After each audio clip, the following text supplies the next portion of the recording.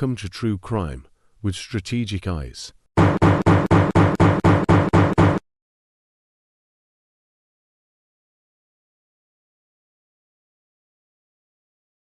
Strategic back again. What's going on, guys? You know, funny things that happen behind the scenes that you guys don't even know about.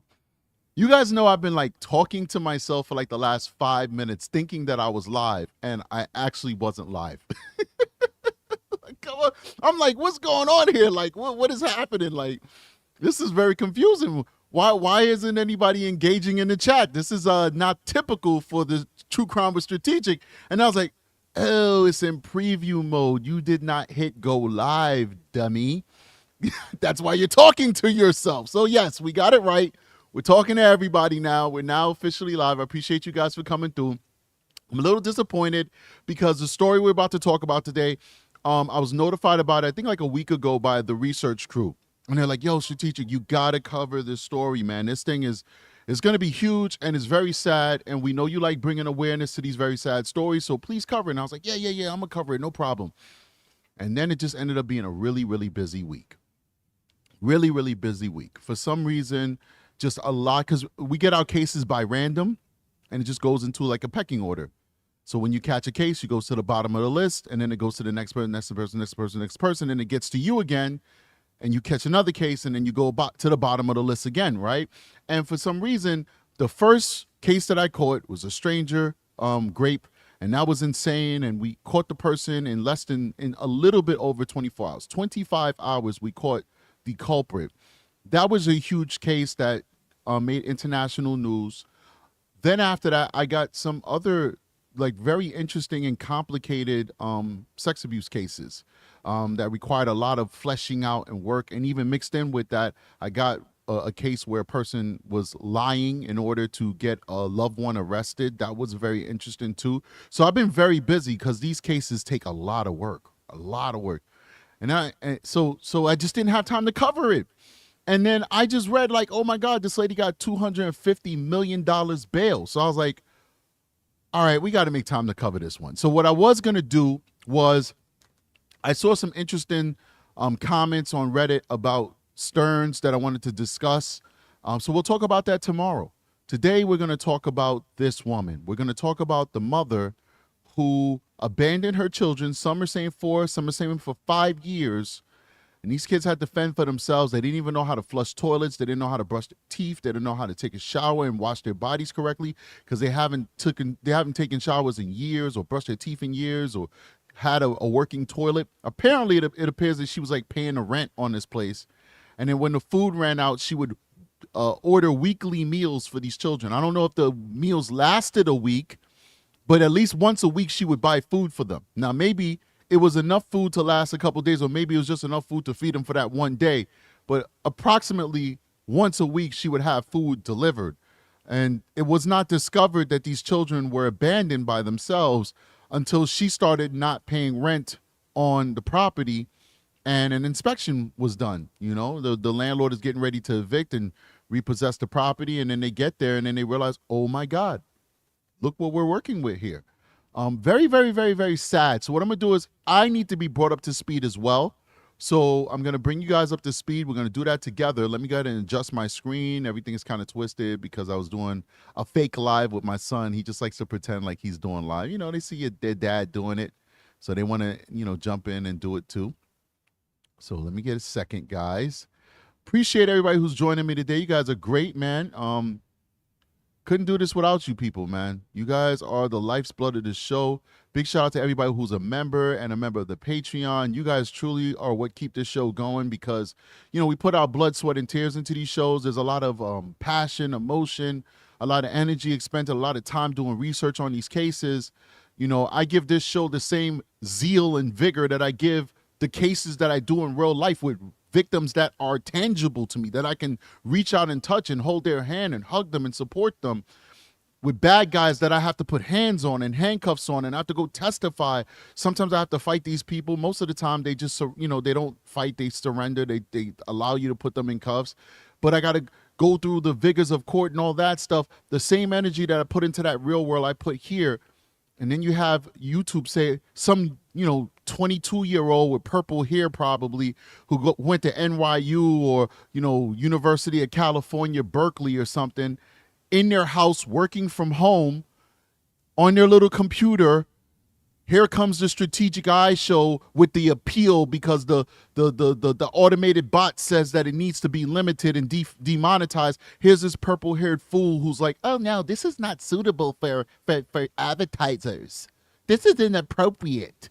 The real world is inappropriate. What's happening in the real world is inappropriate. Come on, man. Let's be serious here. Anyway, so let's jump into this. And let's do our thing. I am a little disappointed with YouTube.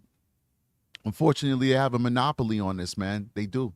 Stunning new developments in the case of 3 Michigan children abandoned by their mother, police say, and left to fend for themselves for years. Look at this. We now got mom's mugshot. This is 34-year-old Kelly Bryant. She is the accused, waking up behind bars this morning, accused of 3 counts of first-degree child abuse, looking at life in prison if she is convicted. Officers found the children, siblings ages 15. Looking at life in prison. Look how she got these kids living. Life in prison. Put the gavel down on her. Life in prison. She deserves nothing less. She abandoned her children for 5 years. Woo! Sweet justice. 13, and 12, an older boy and 2 younger girls, when the landlord asked for a welfare check. Look at these pictures. Hold on here. We just banged the gavel. You guys can't see. Let me change the camera. You guys can see. Look. Well, that's not going to work. We banged the gavel, right? Turn it on the camera. We bang the gavel because she faces up to life in prison. But what are we celebrating? Because we talked about this on yesterday's live, the one that was demonetized by the purple-haired people on YouTube. Even though some people in the chat are saying purple-haired is in, it's not my style. I'm not attracted to that. But who cares what I'm attracted to anyway, right? Who am I? I'm a nobody. But anyway, we talked about this on our live yesterday. She's facing life in prison for abandoning his children, as she should face that life in prison. But why is it that we have child predators and rapists who are grabbing people into alleyways and destroying them, teachers who we've given them our trust to take care of our children, and then we find out that they're molesting these children and raping these children, and they're only getting 5, 6, 7, 8 years in prison? Make that make sense. I'm not saying this lady should not get life in prison, but my question is, why is it she's facing life in prison and those kids are still alive? Don't get it twisted, she should, but I'm just trying to give you guys an example. Those kids aren't dead. There's no evidence that those kids were ex-abused. They were just the most extreme case of neglected, and she's facing life in prison. But if a dude goes out there and rapes a woman, if a dude goes out there and molests a child, if you're not in Florida, and if you're not in Ohio, and if you're not in Tennessee, I think those are the states that have the death penalty. If I'm wrong, I apologize, but I definitely know Florida's on that list. If you're not in those select states, I think it's 3 states in our great nation who have decided that abusing children under the age of 13 is a death penalty, is a capital offense. If you're not in those states, you get 5 years, you get 6 years, you get 10, you get 15 years. Why was Jarvis Butts, after he abused a 4-year-old and gave that 4-year-old an STD, why was Jarvis Butts still on the streets after a couple years of prison?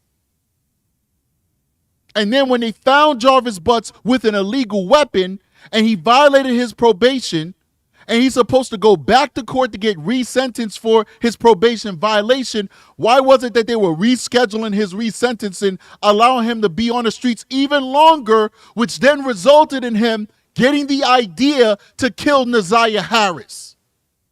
If he was in prison, Naziah Harris wouldn't have been pregnant. Naziah Harris would not have been killed.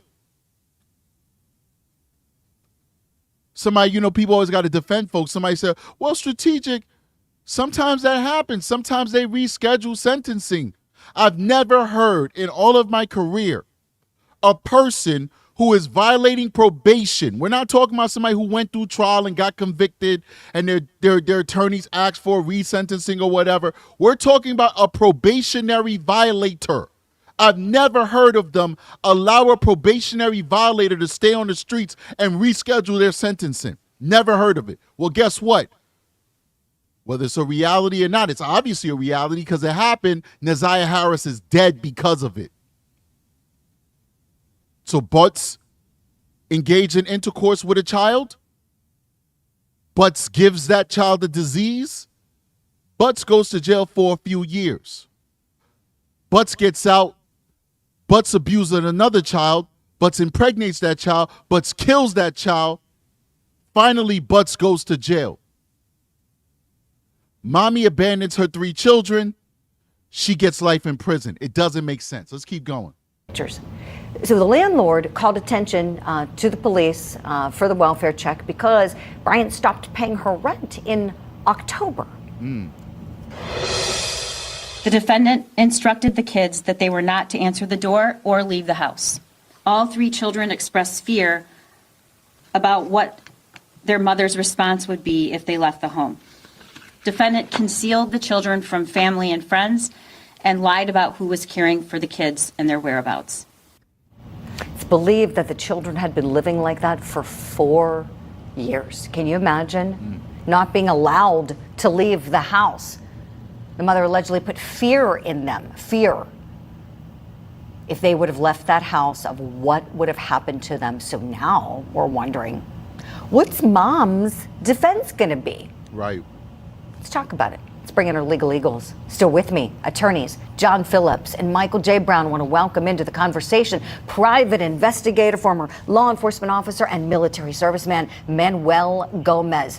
Manuel, let me. All right, so I guess we'll listen to these guys for a second. I want you to show you guys some videos of the inside of the home so you guys can literally see how disgusting these kids were living. If you're curious what I'm eating all mango crisps. I think I got these from supermarket, whatever. I'm really into like freeze-dried food lately. I don't know why. You guys know I've been doing a prepping thing and all that good stuff. I've been buying my guns and buying my food rations, my MRVs, my medical kits, my compasses, my books that help you with survival. I'm doing all of that. So I love these. If you see them in the supermarket, grab them. They taste really good. They're a real healthy treat. They're only 70 calories. They taste sweet too, but there's not a lot of sugar in them. So definitely a good treat. And I'm over here sipping on some iced tea. Unsweetened iced tea. No sugar, guys. Sugar is the enemy. Remember that. So let's listen to this a little bit, and then I want to show you guys what the inside of the house looked like. Let me start with you, your reaction to this case, and what do you think the defense for mom may be at trial? Well, in this case, morally, there is plenty of responsibility to go around for how this happened. First of all, the system failed on so many levels. One of the levels that really disturbed me, in 2022, she went to court with her 4th baby's father, and she turned around and he was petitioning for visitation. She told in court that she cannot support herself, she can't support the kids, she's not capable. And at that point, they should have ordered a wellness check. Nothing was done. And besides... First of all, if you go to court, you tell the judge you can't support yourself, you can't support your children, you can't support nothing, why do you have custody of the kids? Make that make sense to me. Why do you have custody of the children if you've told the court that you can't afford to take care of yourself or the kids? I'm not saying that poverty should mean that you can't have kids. What I'm saying is, we have seen time and time again that courts have no problem shuffling children around between parents. Why can't we say, okay, go with your father. You're a good mother. We're not talking about this mother because, she's not a good mother. But we're talking about this hypothetical mother. You're a good mother. We know you love your children. We know you want the best for your children. We're going to flip the custody temporarily so that you could go out there, find a job, find a home, find some stability, and then we'll make it 50-50. Or even if maybe the father doesn't want full custody or doesn't want 50-50, maybe he wants weekends and holidays, then we'll flip it back and you can have primary custody of the children and the father could get, the weekends and holidays he wants, or the 50-50 he wants, or whatever. Or maybe most of the custody stays with the father and you just get the weekends. But the bottom line is, what's the problem with removing the children, put them with the parent who can give them the better life until the other parent can get their life together? But they don't like doing that. In our system, time and time again, we constantly see the courts defer to the mother. And listen, I'm a young man. Well, I'm an old man now. I need to stop thinking I'm young. I'm old. I'm old. It is what it is. You're in your 40s. You're getting up there, man. I was raised by a single mother. I respect single mothers. But I'm an adult now. I can't live with the bias I have for single mothers because I was raised by a single mother and I had a father that abandoned me. I can't live by that bias anymore. I'm a man with children, and I understand that men could be just as good as parents as women. And we really need to change this system and this environment. We will get those cases where it will be obviously presented to you that the father is not the suitable parent. There are those situations out there. There's probably a lot of those situations out there, especially if somebody's picking a terrible partner. But let's be honest. There's a lot of men out there who keep getting shafted by this system, and it's putting children in danger. Simply because of, this cultural dynamics that we still seem to be locked in. And that needs to change because these things are happening more and more and more. More and more and more. Let's keep going. Is that, okay? Board of Ed should have sent a truant officer. These kids were in school during the duration they lived at this residence. And the fact of the matter is, the Board of Ed dropped the ball. Nobody sent anybody. Now, the mother could say they would transfer to another school. But the fact of the matter is, you would have to transfer the educational records. Nothing was ever transferred. There's so many levels here. And I can't see an insanity defense on this case because she was paying the utilities, paying the rent. She knew exactly what she was doing. This woman was capable and culpable. Oh. There's no doubt that she's going to be found guilty. All right. We're going to come back to that real quick. I want to go ahead and play a little bit of this Carlos King. I love Carlos King, and then we'll play something I found on X. But Carlos King is really good. I like watching him. Just kind of variety stuff, relationship stuff, scandalous stuff, pop culture, true crime. He does a little bit of everything. Very successful YouTuber, very successful businessman as well. He chronicles all of this on his channel so you could see his progression in life. And I, as a black man, I'm very proud of guys like Carlos King.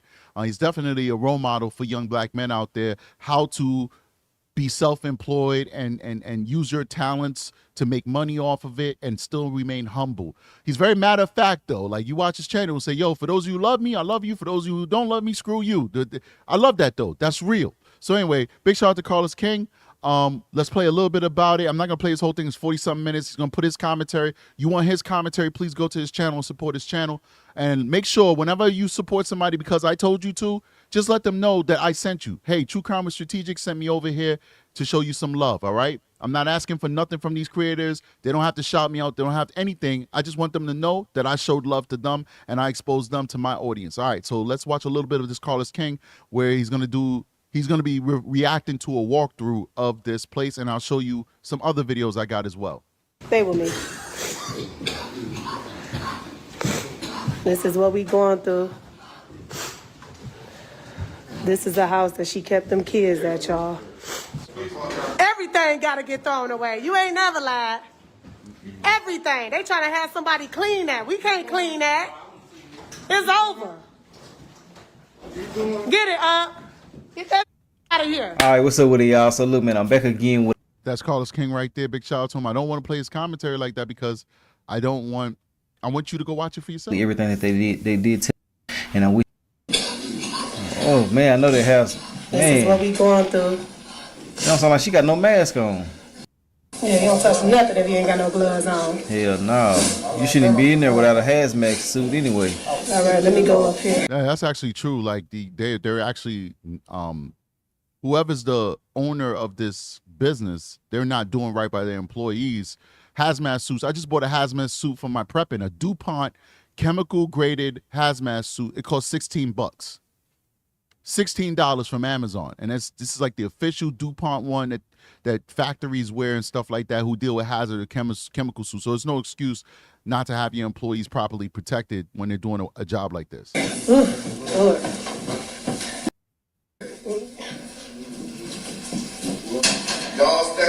This is the house, y'all, that she kept them kids at. Low down, crazy. dirty. Damn, that down for this. Coming and bringing them food and oh, Lord. Dropping off food Turn that once a gas week. off. That stuff should be already hooked out. Let me show y'all. That's all electric. Watch out, some might run out. You sure damn right. Somebody bite you like they rat on Pull it Martin. out, bro. Pull it all, yeah. Pull it out. My people ain't come to play, baby. Pull it out. All right, so I want to go ahead and try and get you guys a video. Somebody said there's a video before the clean. I think I got that video, a little taste of it. But definitely, if anybody has any links, whenever we're talking about anything, if you have a link, go ahead and drop the link in the chat, and then we'll always play that link if it's probative. So please do. If you have a better link, just run and go get that link, man, and then we'll have a better show because of you. All right, so let's check this one out. This is before the cleanup. This is what I have. I'm pretty sure some people have some better examples of this, but let's keep going. Bring it back a little bit. I want to go ahead, because of the way that this video is, I'm in the way, so let me just adjust myself real quick to the other side so you guys can see a little bit better. There we go. Boom. Check this out.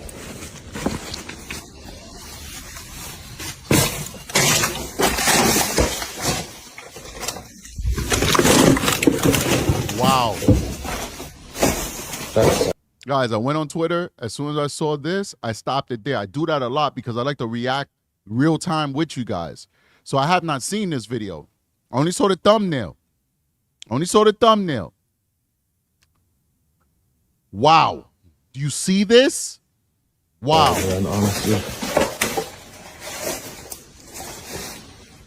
Whoa. Whoa. Did you see that mountain over there? Look at that mountain. Look at that.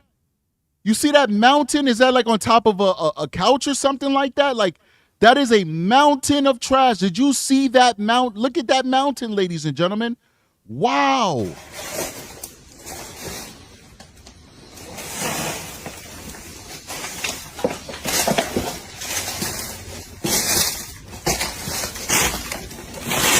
You know, listen, I grew up watching hoarders buried alive, so this doesn't shock me. Why you see me making these faces is because I know in my subconscious that children was living here, and they were living here alone, and that's what's making me shocked, that these children were subjected to this type of lifestyle. These kids are going to be severely traumatized. They really need some serious emotional support, otherwise they're going to end up growing up to be hoarders like that, because this is a part of their trauma. Wow, this is so sad. Let's keep going.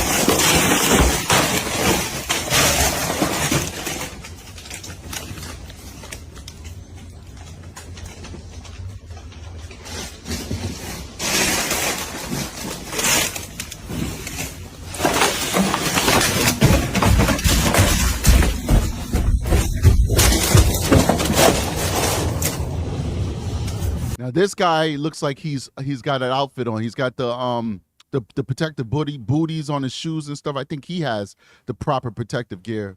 I don't want to talk too soon, but it looks like it. Let's go. Wow. Wow.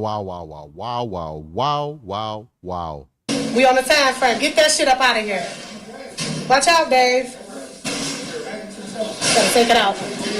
Look at them. Wow. Damn. They taking that stove out, y'all.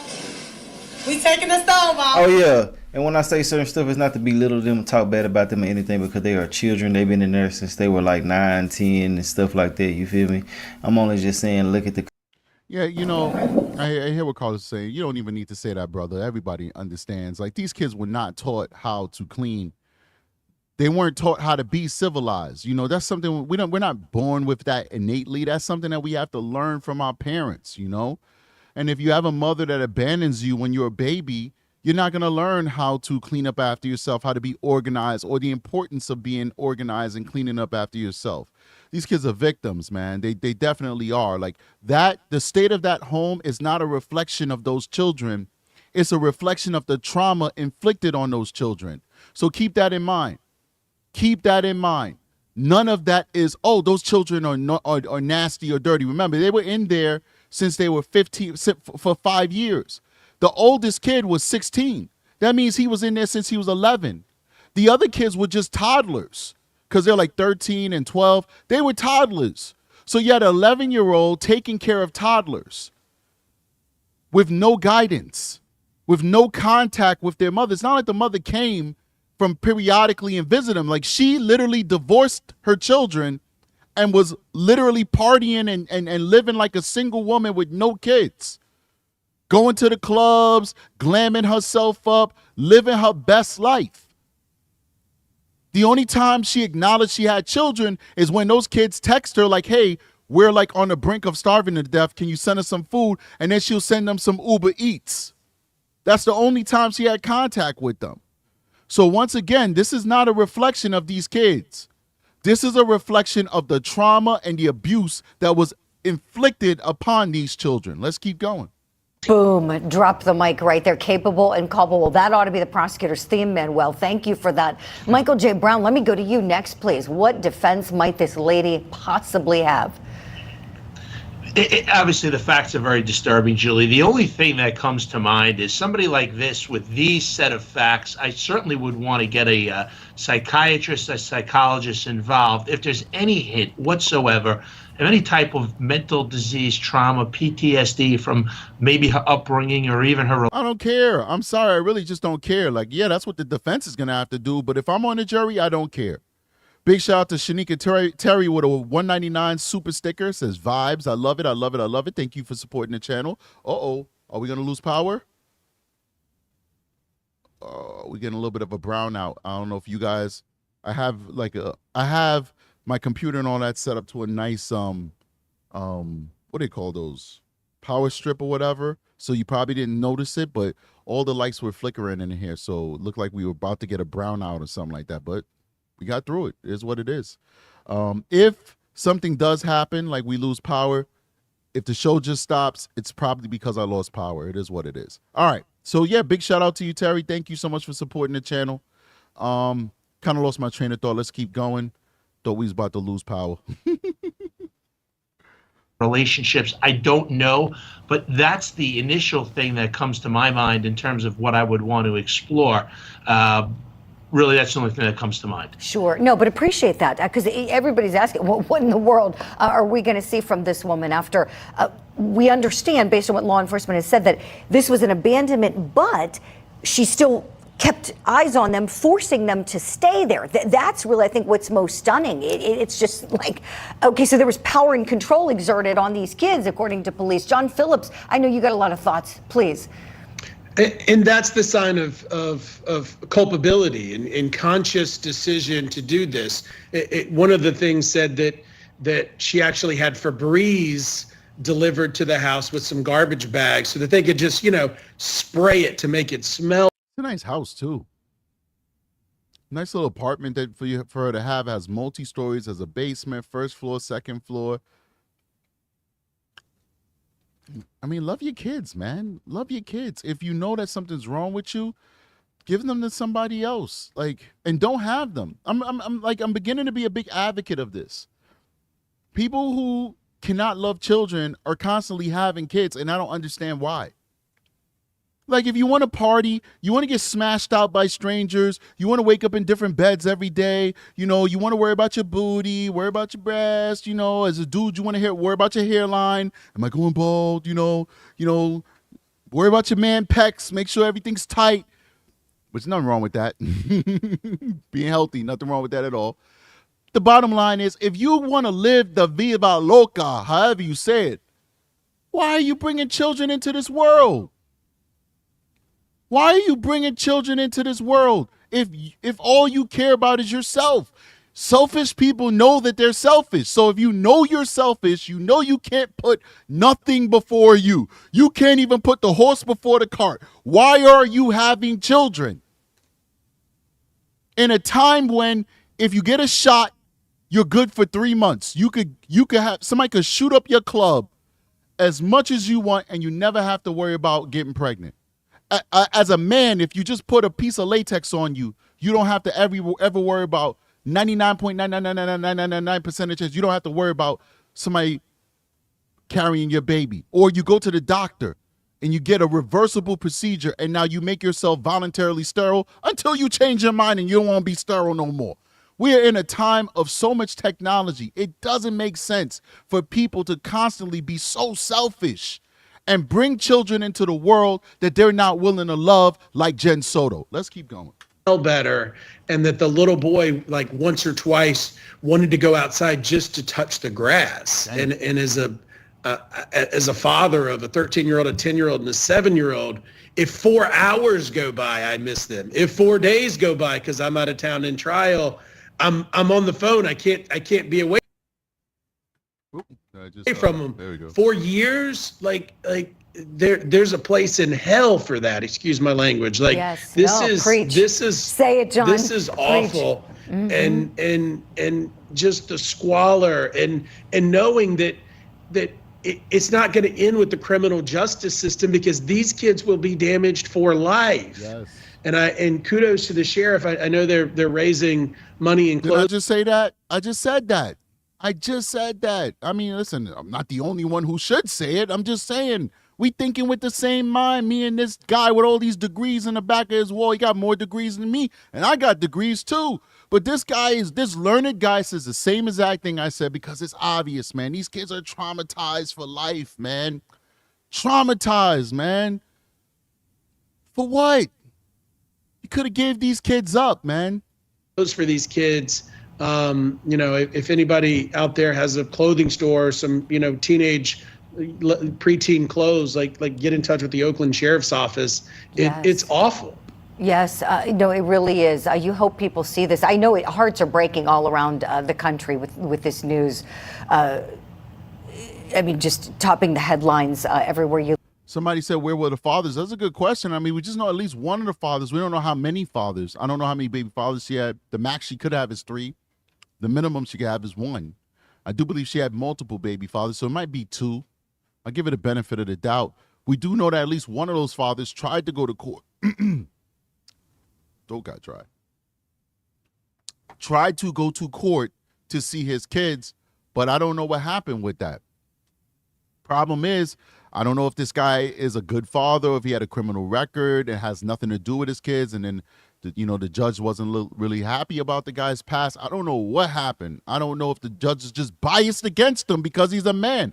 I have no idea, but I know that one father tried. She went to court. She said she could not take care of herself and take care of the kids, and for some strange reason, those kids stayed with her, and not even one of them went with the father. Let's keep going. Look, people are talking about, I've been getting so many calls and messages about this one. This is a bad case. And thank you for that, John. Let's turn now to another aspect of it.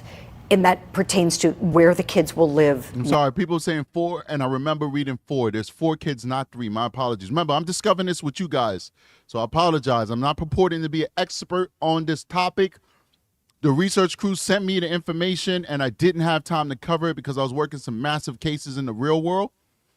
But now we're catching up together. So usually when I do these shows, I'm already read up, ready to rock and roll. But this is one of those shows where we're kind of discovering this together. So I do appreciate the chat. Please keep spitting out those facts in the chat and helping me out because we're on this journey together today. We are on the journey together. Let's keep going. Next. So at this very moment, they're in the care of relatives. And according to the sheriff, they didn't know what was even happening. Take a look. Family is asking, apparently, some of the folks that are now involved with the kids that didn't know, that's another question we've asked, they didn't know what was going on with the kids. They had been told by her that somebody else was babysitting the children or other kinds of things. So they were unaware what was happening so far, according to our investigation. So So what about other people who These maybe families, they don't be wanting to know. Like, I think they be knowing that stuff is happening, but then they have those existential crises like, okay, who do I love more? Whether you think about it or not, this is what you're thinking. Who do I love more? Because if you love the children more, you would report the mother. But you love the mother more than you love the children. So therefore, you remain silent because you don't want the mother to get in trouble. Whether they want to admit it or not, that is the dilemma that these folks face, and they fail every time because they choose the wrong person. If I'm abusing my children, I don't expect my mother and my sisters to protect me. They should report me because I am doing something evil. And being my mother, being my sister should not protect me from being held accountable for my actions. Protect my kids, please do. They're more important than me. Because the moment I allowed them to come into this world, and I say allowed because I had a choice, the moment I made the choice to bring them in this world, I agreed that they are more important than me. But these folks out here, they be having more loyalty to their adult kin and brethrens than they do to the progeny. It doesn't make any sense, man. It's backwards. They knew something was wrong. If you haven't seen the grandkids, the cousins in 1,000 years, and every time you ask to see them, Mommy Dearest is making an excuse as to why you can't see, but you see Mommy Dearest, you see her on Facebook in the clubs every single night, you a parent, you know you can't get to the club every single night, and you got one kid, but Mommy Dearest, your sister, your niece, your friend, your cousin, they're in the club every single night, and they got 4 kids. Don't you think something is wrong? Half the time you see them, you got your kids in tow. 100% of the times that you see Mommy Dearest, she don't have none of her kids in tow. You don't think something is wrong?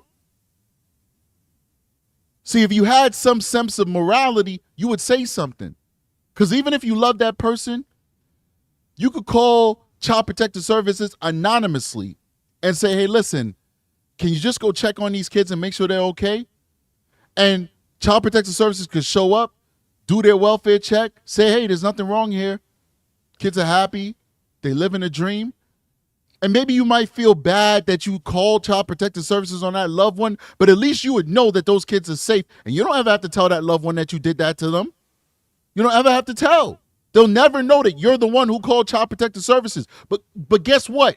It may feel funky. It may feel foul, but it's the moral thing to do.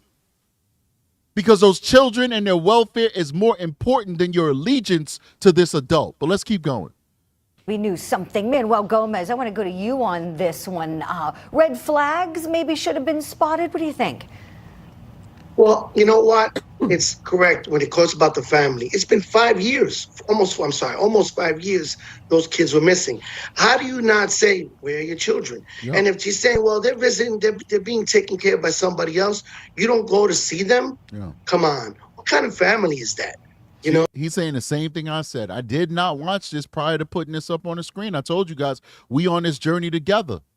But yet this man is saying the same thing I'm saying. It's not because what I'm saying is special. It's not because me and him are smarter than most people. It's because it's common sense.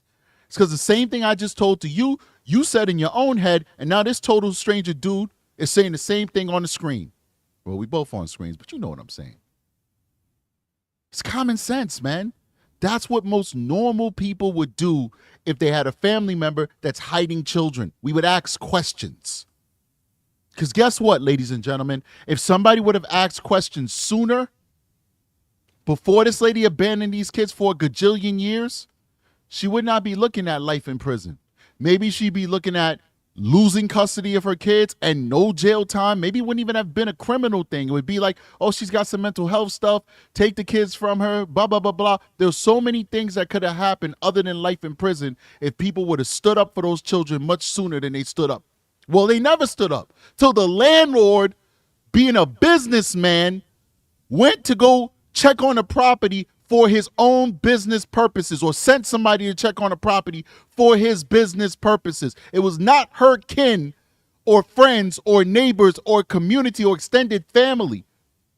It was the landlord trying to protect his investment that made this discovery. What type of family is this just like this man said.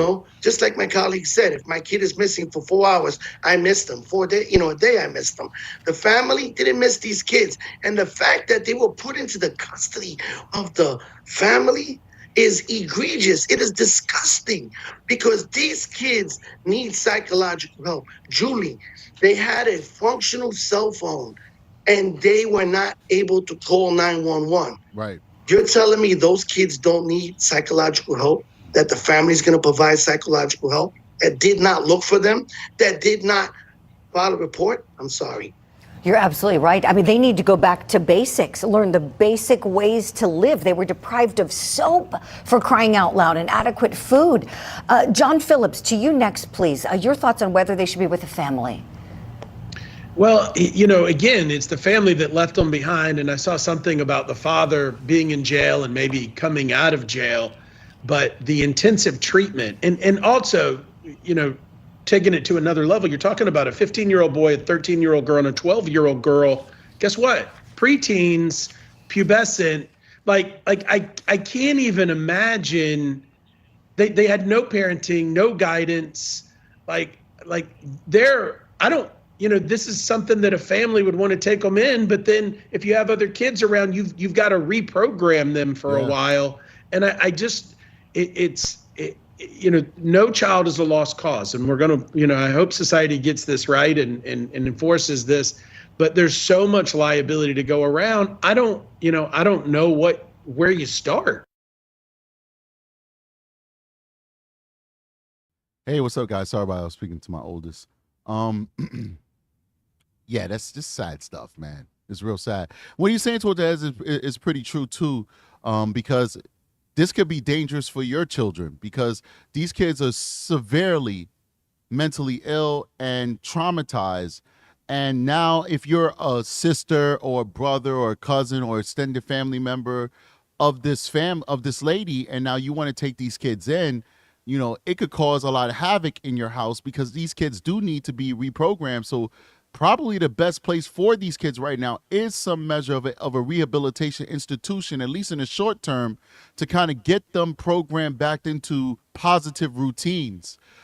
Because, wow, I mean, think about you bring those kids in your house and you're like kind of get a 16-year-old to take a shower every day who's taking no showers any day, right? To clean up after themselves, to not pee all on the floor. Like you say, hey, go use the bathroom. They go to the bathroom, they leave. You don't hear the toilet flush. You see a piece of dump inside of the shower. You gotta walk in shower, and then you look in the shower and there's a turd in there, because that's the way he's used to using the bathroom, or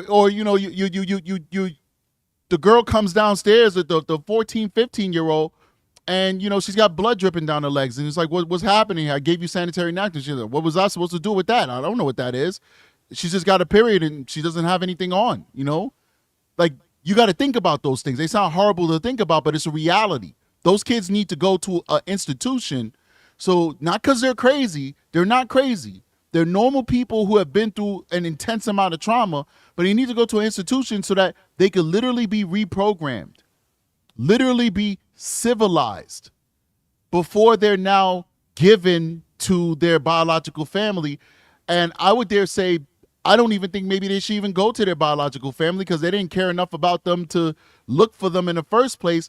I would say you keep them together because separating them could be even more traumatizing.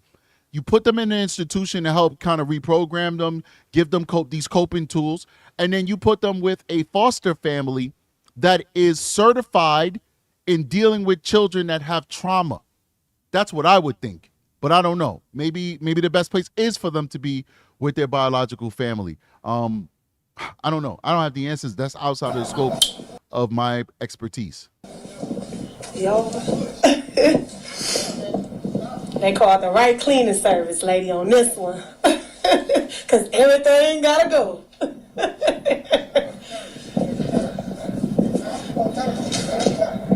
Is this some more gloves in the car? Somebody said the Lewis Harris Crockett person says she talking about a TikTok. She talks too damn much for me. I understand the lady was wrong, but you're no better. People on the internet are just mean. They really are mean. Somebody made his head. They were talking about TikTok. I feel it though.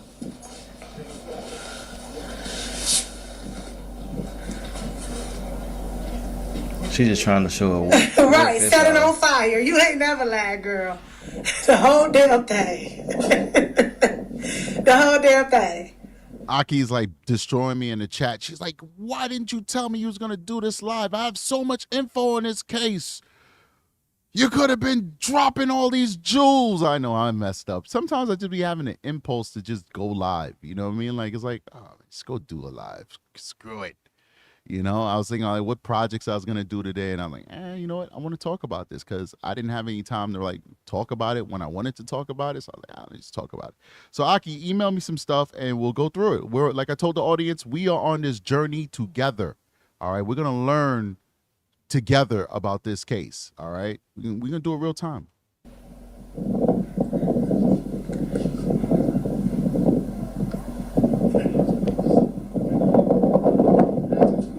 I mean, yeah, I'm all right with this lady. I mean, I think she's a little extra. I'm not really a big fan of people who are extra. It's like contrary to my personality. But I'm okay. And she's doing us a favor by documenting this because this is important. It really is important for us to see how these children were living. So I'm okay with her. Even though the chat on Carlos's King's video is a little mean. I don't even think that's his chat. I think he's reacting to this lady's TikTok. So it's not even Carlos King. It's not his chat. This is this lady's TikTok that's like scrolling the chat. They're being mean to her. Her audience is being mean to her, but I'm okay with her. Let's keep going. Y'all so funny in the comments. They on her ass. Right. Every bed, bug, bomb, and Home Depot, you ain't never lied. Y'all gotta take them things off. Y'all gotta take the door off too? God dang, man. Mark was talking about there ain't no bodies in there. I mean, it's nothing funny about if there's bodies in there, you know? Come on, what's up with your humor? You know, it's like, it's not that serious, you know, it's a very sad situation that children were pretty much imprisoned in this home. And it's like everything, I have gallows humor. I crack jokes during my lives and stuff like that. You know, for most part, most people don't have much problems with it, but like, I'm not going to go through a whole Maddie show like, Madeline Soto, Jarvis Butt, Stephen Star. It's not that funny, man. You know, you got to know when to be appropriate, when not to. This whole live, she's been cracking jokes. Let's keep going. Stop playing with these people. Stop playing with them. Yeah, you're going to have to take that nail out. That door got to come off the hinges. Yeah. I almost forgot that. Aki sent me a link. I want to go ahead and play the former sister-in-law of the accused. I haven't heard it before, but Aki says she gives a lot of good information. And then there's another one, too. So we'll go ahead and check this out. Knew she was a bad parent, but I don't think nobody really realized this was going on. Charlene Bryant is the former sister-in-law to 34-year-old Kelly Bryant, now facing child abuse charges after investigators say they found 3 of her kids living alone in squalor for several years at this Pontiac townhouse on Lydia Lane. Charlene has not been in contact in years and has loads of questions now. I just don't know how the family don't know when they were so close. Oakland County prosecutor Karen McDonald charged Kelly Bryant with 3 counts of child abuse in the first degree, which could mean life in prison if convicted. All of this after police say they found 3 of Bryant's 4 kids, a 15-year-old boy and his 2 sisters, ages 12 and 13, living in horrific conditions. Her daughters were Right, so she started out the interview saying we all knew she was a bad parent. I don't want to misquote her. So all right, we're at 51 seconds. Let me start that over one more time and I'll come back to 51 seconds. We all knew she was a bad parent. We all knew she was a bad parent. That's what she just said. We all knew she was a bad parent. But none of you did anything about it.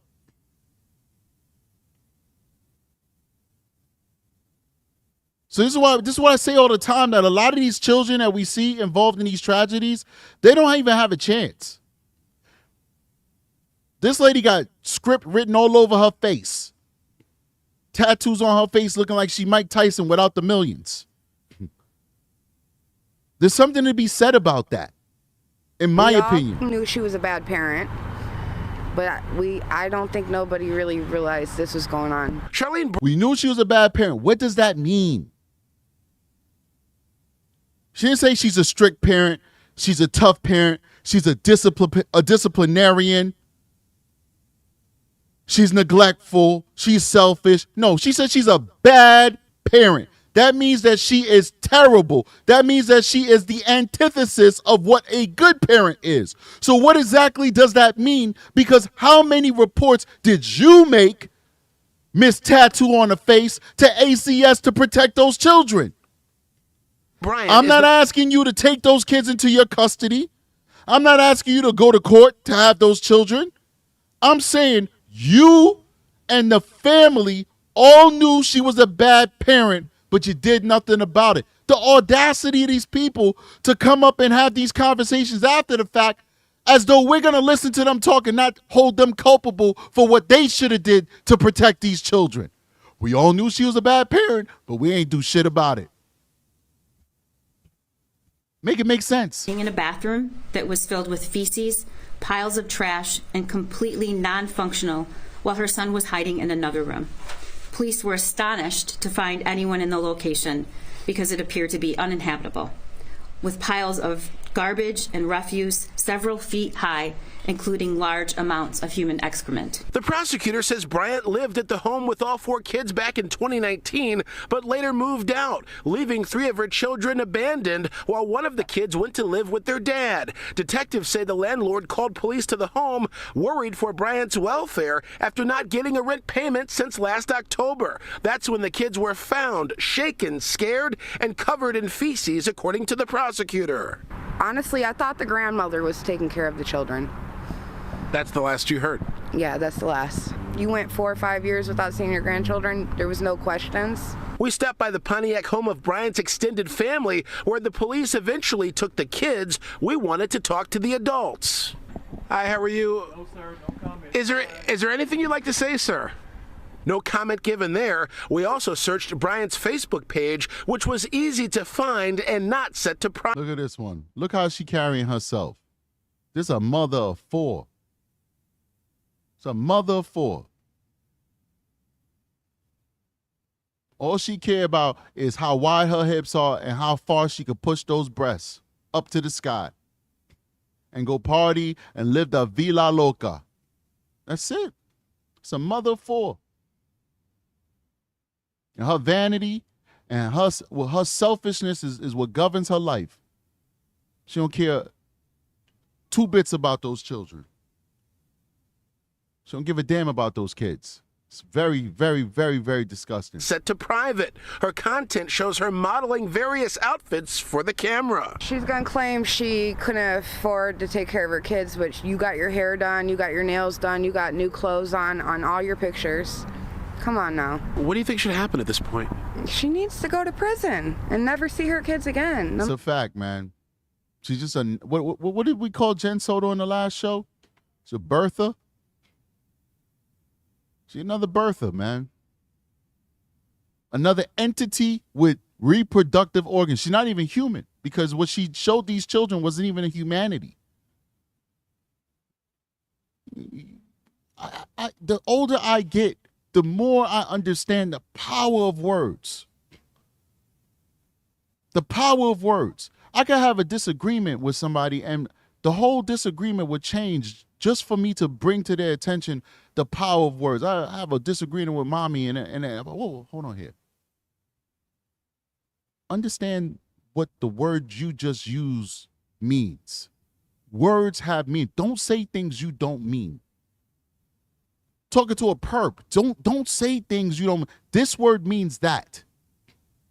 Because I firmly believe the older I get that words have power. They're not just these hollow things that we just throw at each other. They have power. When you call yourself a mother, that is a powerful word. You call yourself a father, that is a powerful word. There's so much baggage, so much luggage, so much force that comes behind that word.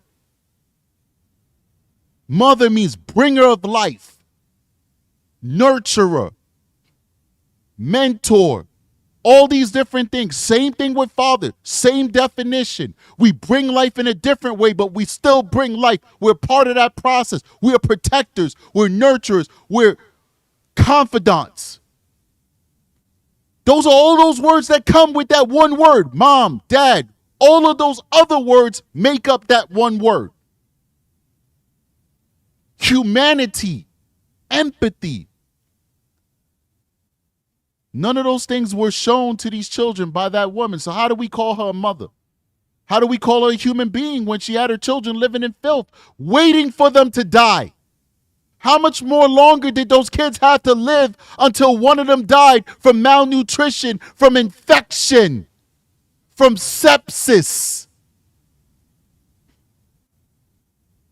Where in this story did you hear that when these kids had diarrhea, had the fever, had the coronas, had all these different things that they lived through, that mommy came over and took care of them? Where did you hear that in this story, that mommy would come over and take care of these children when these kids were not feeling well? I didn't hear that. I heard that mother never seen the kids again. The most she would do is send food to the kids once a week. That's what I heard.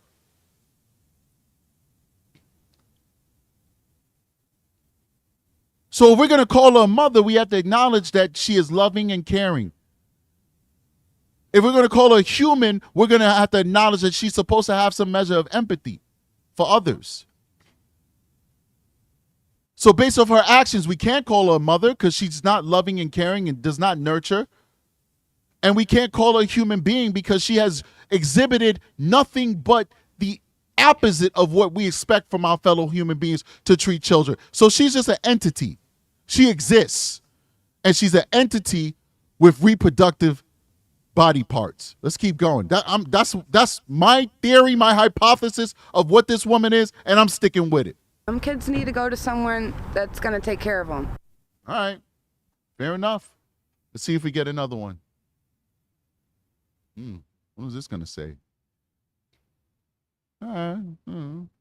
Okay, let's play this one. We're going to go now to our other top story. A judge setting the bond at $250 million for the woman accused of abandoning her children in a Pontiac home. This is a story we've been following since Sunday when we first found out about the heartbreaking investigation. Kelly Marie Bryant facing a judge today. The 34-year-old appearing via Zoom in Pontiac's 50th District Court. The judge calling Bryant a danger to the community. She is accused of leaving her 15-year-old son and her 12 and 13-year-old daughters alone since March of 2020. The children were discovered living in horrendous conditions. 7 News Detroit reporter Sarah Michaels listened in on that arraignment and is outside the home where that alleged abuse took place in Pontiac. We have spent most of this afternoon outside of this home where 3 children were allegedly abandoned for nearly 5 years. We are told that they were living among mold, feces, and piles of trash up to 4 feet, 5 feet tall, some of which we just saw carried out a few moments ago. Feces all over the place. Soiled mattresses, moldy couches, dozens of pizza boxes, and trash, all being pulled out of this Pontiac home almost a week after 3 children were discovered living here. You guys notice what I just saw? I don't think you guys noticed. What is that?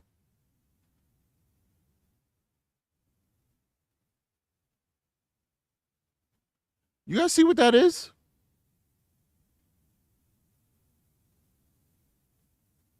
How much does one of those pies cost, ladies and gentlemen? Let's see who's poor in here, because I grew up eating that crap. $5. Thank you, Bethany. That's what that mother spent to feed those kids. $5. That's not one meal where she bought them $20, $30 worth of Little Caesars $5 pizzas. No, that's not that, ladies and gentlemen. That's probably the accumulation of her buying one pie for these kids a week. These children were worth $5 to this woman. $5 freaking. Now watch that purple-haired tard review this video and say, oh my God, Strategic said freaking demonetize the video. I don't like his attitude. He's very masculine. He's very forceful in his opinions. We got to demonetize his show because he's not like other YouTubers that talk to you like this. How you guys doing? We just had a tragedy where this child was left alone by themselves for 5 years. I'm sorry. That's not me. I'm not going to remain calm when I'm talking about children suffering. It's not a calm affair. It's not a chill moment. It's a tragedy that we all should be upset about. And that's why I get upset and I get animated, because I care. So take that one to the bank, YouTube. Let's keep going. After 3 children were discovered living here, it is alleged that 34-year-old Kelly Marie Bryant abandoned 3 of her children here back in 2020. A boy and 2 girls, now 15, 13, and 12. Presumably 10. Oh, shoot, where'd her hair go? I thought she had long hair and all that good stuff. I thought she was an Instagram model for a little bit. What? She look a whole lot different now. 8 and 7 at the time of their abandonment. They were finally found Friday during a wellness check for Bryant. According to the Oakland County Sheriff's Department, shit. Bryant That's her? That's her? drop off food. I mean, if I'm dating her, I'm suing her for fraud. That is not what you told me you look like when I met you in the club. That is fraud. Periodically and threaten the children to never leave or answer the door. For nearly 5 years, we're told that they... You know what we got to do? Somebody asked if she was receiving welfare. I don't know. Maybe. I don't know. I feel like people like this, when we discover that they're not properly using the benefits that they were given, clearly we could see in this case that the mother was not using those welfare benefits. If she was getting welfare, I don't know if she was. I'm not going to assume she was. But if there's a situation like this where the mother's receiving welfare benefits, and I think she probably was, because I think she told the court she couldn't support herself or whatever, I think we should charge these people with fraud. There should be a separate case that these folks should be charged with fraud because they did not properly utilize the funds that we, the people, gave them to support their families that they had and they could not support. I'm all about helping people. People fall on hard times. I've had times that I've been on welfare for a very short period of time. I grew up with my family on welfare for a short period of time. I get it. But if you're taking that money and you're not spending it on the things you should be spending on, like taking care of these kids, well, guess what? We should charge you with fraud. That's what I'm thinking. Let's keep going. And child support too. If you taking a father's child support money and you buying a Birkin bag with it, and that it could be proven that you're not feeding and clothing that child with that child support money, you should be charged with fraud. Had no hygiene products. With the door and windows now open, you can smell the filth inside this home from the sidewalk. I find her a continued danger to the children. Bryant is now in jail facing 3 counts of first-degree child abuse. In court Thursday, she was given a $250 million cash bond. The judge saying that she doesn't believe anyone knows where Bryant herself was truly living at the time of this abuse. Hold on here. Who is this judge? Cash bond. The judge said, somebody give this judge a medal. She need to get the Presidential Freedom Award. $250 million. That's like a smack in the face. That's like, it's disrespectful because it's like, we know you're never going to get out. Like, she could have just said no bond. No bond for you. No, $250 million. Like Elon Musk, Bill Gates, what's the dude from Amazon? The Amazon dude, like those folks got to put up your bond. Like the 250, like what is the 10%? Like what, 25 million or something? Like what is it? I don't even know, man. My math is shot. But like Bezos, Jeff Bezos, like you can't even just have a rich friend. Like 250, even if it's 10%, you got to have a billionaire put that up for you. Big shout out to David in the building. What's up, David? One of the moderators, longtime supporter of the show. This judge needs a medal. Thank you, Judge. Thank you, Honorable Rhonda Falkes Gross. What a name. Appreciate you.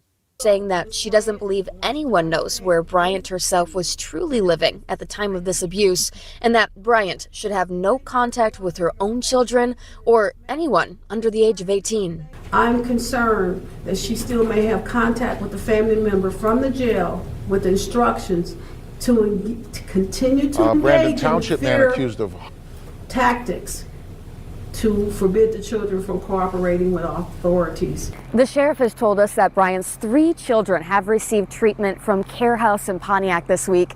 Care House is an incredible local nonprofit that provides treatment for children who are victims of abuse. Stay with us. And what I tell you guys, that they needed to go to like a halfway house, right? To an institution and kind of like bring them up to speed. And that's what happened. That's what she's saying there at Care House. Coming up in an hour at 6, we are taking you inside Care House. Reporting in Pontiac, Sarah. All right, so now I'm going to go ahead and play the other video that Aki has for us.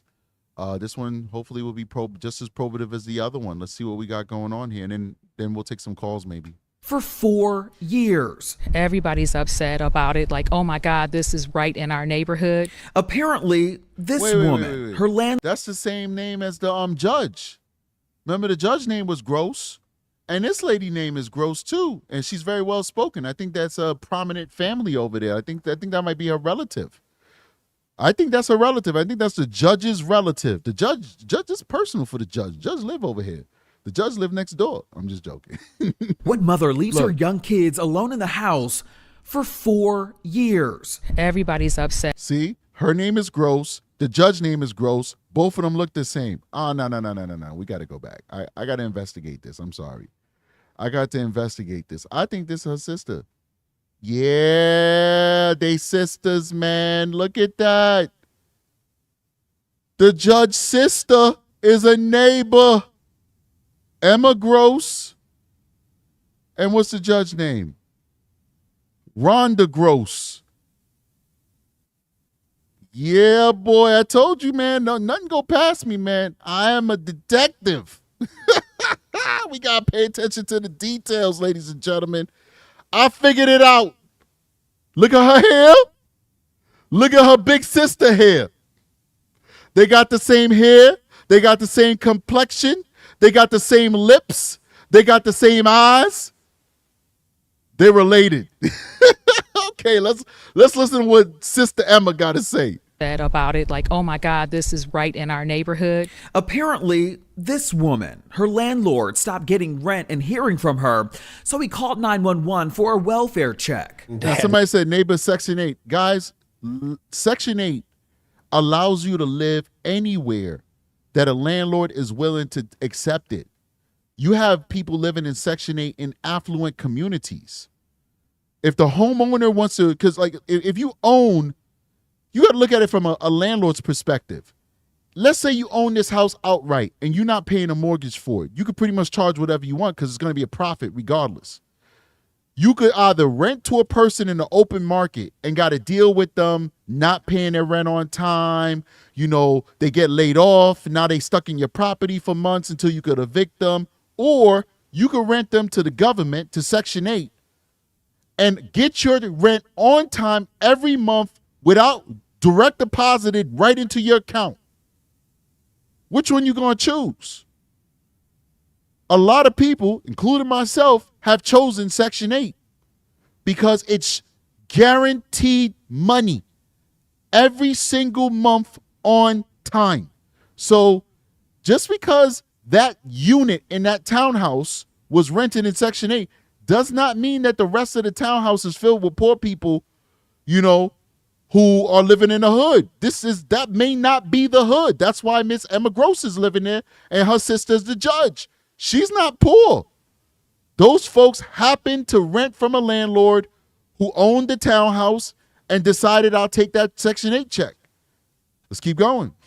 No idea that there were kids there, let alone kids in grave situation. Oh, hold on here. Children Big were shout inside. Hold on. Big shout out to David, $20 super chat. Thank you, David. David says, hope everyone is having a great Sunday. Keep up the great work, Strategic. Thank you so much. And once again, congratulations on your marriage. We haven't forgot about you. Hope you are still in marital bliss. Appreciate you. Big shout out to Fawny Dimfna Turnbull with a $1.99 super sticker. Thank you. I see you. I didn't forget about you. And Daniel Williams is celebrating 5 months as a member. And I already shouted out Shaniqua Terry for her $1.99 super sticker. Thank you so much for the support, guys. We do appreciate you because this show will be demonetized. We know it. You know it. I send you guys the proof every time they demonetize me. I post it on the community tab. The purple-haired crazy people are going to demonetize my show. Why? Because I'm too masculine, man. I'm too masculine. They like the metrosexuals. They don't like the, the guys, the man's men. They don't like that. They hate it. Sometimes I talk about guns on this channel. I talk about prepping. I talk about the end of the world. I talk about the Armageddon. They don't like that.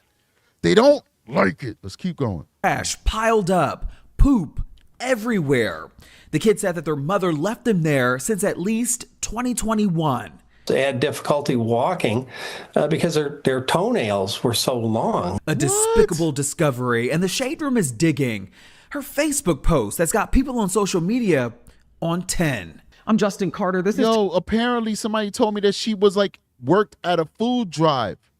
So she worked at a food drive but didn't give her kids no food, man. But let's let the Shade Room. Shade Room got all the tea. Let's see what they got for us. TSR investigates.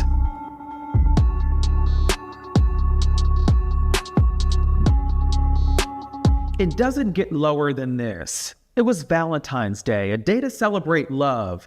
But it turned into a day of horror in Pontiac, Michigan, which is a suburb of Detroit. It was horror that a 15-year-old boy, a 13-year-old girl, and a 12-year-old girl had been living for years. This was their normal. We're blurring out some parts, but you can see the bathroom overtaken by trash, mold, and feces. The girls, they slept on pizza boxes. They had not seen the light of day since about 2020 or 2021. But how? Where were the neighbors? Where was the school district? Their extended family members? Questions that we're getting down to the bottom of. We went to the house to check on what was going on there and had no idea that there were kids there, let alone kids in grave situation. Their hair was matted. They were covered in urine. I would love to see their picture of what they look like privately. I would never put it on my show, not in a gajillion years. I don't care if the YouTube gods would give me 1 million subscribers if I showed their picture. I would not show their picture ever, but I'm just curious to see what these kids, the way he's describing these kids is horrendous. Long fingernails, toenails, matted hair. This is so terrible, man. Big shout out to Liv Wade, who says, "Hey now, I have purple hair and agree with everything you say, Mr. Strategic. I don't believe you, Liv Wade. Purple hair people are evil. That is my..." Stop it, Strategic. Stop being a douchebag. Thanks a lot, Liv Wade. I appreciate you. No purple haired people are not evil. Just purple haired people that work for YouTube. Those are the evil ones, the purple-haired ones that work for YouTube and the ones at Starbucks who don't like to serve me sometimes when I'm in uniform. But let's keep going. Feces. When we took the kids out of the house, they had difficulty walking because their toenails were so long. They hadn't had any grooming. I don't think they had basic hygiene knowledge of what to do. They hadn't been given hygiene products for years, and toothbrushes, etc. It was everyday life for these three siblings. Oakland County Sheriff Michael Bouchard telling the Fox affiliate in Detroit that they had not attended school since their abandonment. Instead, they were locked inside this condo on Lydia Lane to never come out. We showed up at the house. The young boy did have communication with the mom and said the police were there, and she said hide. The two girls, they did hide in the bathroom until they were asked to open the door. There was garbage, trash piled 3 and 4 feet high, covered with feces all through the house. It doesn't look like the toilet or the bathtub had been usable or workable for quite some time, primarily because of the feces and trash. Right. So I looked up the address. The house is worth $93,000. That's crazy. That's like a 1 bedroom in my house. Like, it's crazy how the disparity between home prices from state to state. $93,000. That's like 1 room. Unbelievable. Unbelievable how the market works. But anyway, 93,000. Let me see about the area. Actually, I'm gonna look it up. I want to see if it's like a good area and stuff like that. How much were they renting it for? They was renting it for $1,200 a month. That's like a studio in Brooklyn. I mean, I'm in the suburbs, so we don't have, you're not going to find anything for that price up here, but that's like renting a studio in the worst part of Brooklyn, $1,200. The worst part. Rooms go for $800 in New York City. It's crazy. It really is crazy. Let me see here. I'm just trying to see, like, I'll look it up. We'll let them keep talking. I'm going to check a different website that's going to kind of like give us the breakdown of the community, just to see how they were living. Investigators had to use hazmat suits to process the scene for evidence. The kids telling deputies that they spent day and night passing time by playing games and watching TV. They would only see their mother when she or another stranger would stop by once a week to drop pre-prepared food on the porch. Wow. If you think about the horrific ads you see on TV to spur donations for animals that have been abused or are living in terrible conditions, multiply that by 10. Sheriff Bouchard not releasing the mother's name because she shares the same name as one of her daughters. So we at the Shade Room, we're not sharing it either to protect the child's identity, but we did find the 34-year-old's mugshot in the county database. She's still sitting in jail. Charges haven't been listed at this time. The prosecutor's office said publicly, quote, that it will not comment on the pending case until it has been reviewed and a charging decision has been made. It's pretty heartbreaking that the kids would have to live under those conditions. People just kind of get in their car and go. Neighbor Emma Gross couldn't believe it. She lives on a different block, but says that in that neighborhood, everybody typically keeps to themselves. So I think people are just kind of just doing their own thing now and just kind of going in their places and closing the doors. Neighbors reported seeing the mother come and go with items, but never spotted any. Yeah, it's a very quiet neighborhood. It's a middle-class neighborhood. This has an HOA fee. It's definitely... Somebody owned it, bought it outright, and just decided to rent it out. Most people who live in that community are homeowners and not renters. The schools are not that good. They got like a C-. You don't expect that for suburban schools, especially when your property taxes is paying for it. You definitely want to get at least a B or A. But it's got a lot of parks. It's within a 4-minute drive. There's a few nice parks that you can go to. It's a very residential area. Crime is good. There's not a lot of crime in that area. Yeah. She lucked out, had a nice home that she could have raised her children in, but for whatever reason, those children just didn't matter to her, shaking her booty and putting a wig on and pretending to be like she living the Viva Loca. That was the most important thing to her. She abandoned those kids, man. It's very, very sad. Guys, hit that like button. I haven't asked you guys. I totally forgot, and the likes look so anemic right now. Please hit the like button. We have almost 600 people watching the show right now and just, under 300 likes. Please show that love. Children with her. You also can't ignore what role the Pontiac School District played in all of this. The district confirming Monday that the 3 children are not currently enrolled, and they couldn't comment any further. The interim superintendent, Dr. Kimberly Leverett, releasing a statement saying in part, quote, the Pontiac community has been shaken by the horrifying story of the 3 children who were discovered suffering from extreme neglect this past weekend. As a school district, we are working with the Oakland County Sheriff's Department to assist in any way we can. As educators, our hearts are breaking for these children and what they have endured over the past several years. How could something like this happen? These children, how could people go living every day and not see something like this and report it sooner? A question so many want to know, and why their mother, too, had been posting on Facebook a week prior to her arrest, advertising a free food giveaway, knowing that her children were home alone, living in squalor. Everybody's upset. Everybody's upset about it. Like, oh, my God. Listen, man, listen, I try and be as professional as possible on this channel and still let you see a little bit of my personality. I don't ever want to come off as ghetto. I don't ever want to come off as ignorant because I spent my whole life bettering myself. You know, I grew up in Harlem, grew up in abstract poverty, grew up in the projects, but that does not define me. All right, that's not my roots. You know, my family has made judges, police officers, bankers, nurses. That's my family. All right. And so, but I got to say this. Where I come from, there's a saying for people like this mother, Harlem, uptown Manhattan. And that saying is, this itch ain't ish. All right. That's the only thing I could say that could define this woman, this mother to me. She is a ish and she ain't ish. All right. And I might offend some people. Some people may get mad at me for saying that, but